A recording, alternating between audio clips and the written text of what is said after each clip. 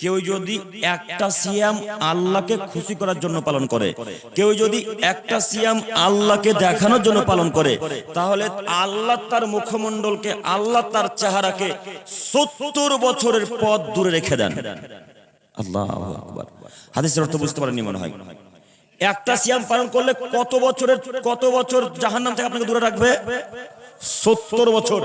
যেমন তেমন জায়গা নয়, এখান থেকে একটা দ্রুতগামী যানবাহন ছুটতে শুরু করবে, এখান থেকে একটা দ্রুতগামী যানবাহন ছুটতে শুরু করবে। মনে করেন এরোপ্লেন, আপনি ভূগোলের ছাত্র না? সব থেকে দ্রুতগামী যানবাহনের নাম কি? রকেট। রকেট না ভাই? রকেট। সব থেকে দ্রুতগামী যানবাহনের নাম রকেট।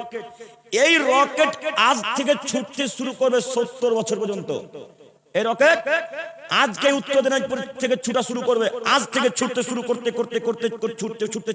ছুটতে গিয়ে যেখানে 70 বছর গিয়ে দাঁড়াবে, সেখানে থাকবেন আপনি আর জাহান্নাম থাকবে এখানে একটা রোজা পালন করলে। তাহলে যারা রোজা পালন করে, রোজা রাখে, তাহলে তাদেরকে জাহান্নামে যখন প্রশ্ন আসে, প্রশ্নই আসে না। কিন্তু ওই সিয়াম আল্লাহ কবুল করবেন যতক্ষণ পর্যন্ত রবকে দেখার উদ্দেশ্য না হয়েছে, যতক্ষণ পর্যন্ত আল্লাহকে খুশি করার জন্য সিয়াম পালন না করেছেন, ততক্ষণ পর্যন্ত আল্লাহ সিয়াম কবুল করবেন না। অতএব যদি আমরা একটা সিয়াম পালন করি, কাকে দেখানোর জন্য করব?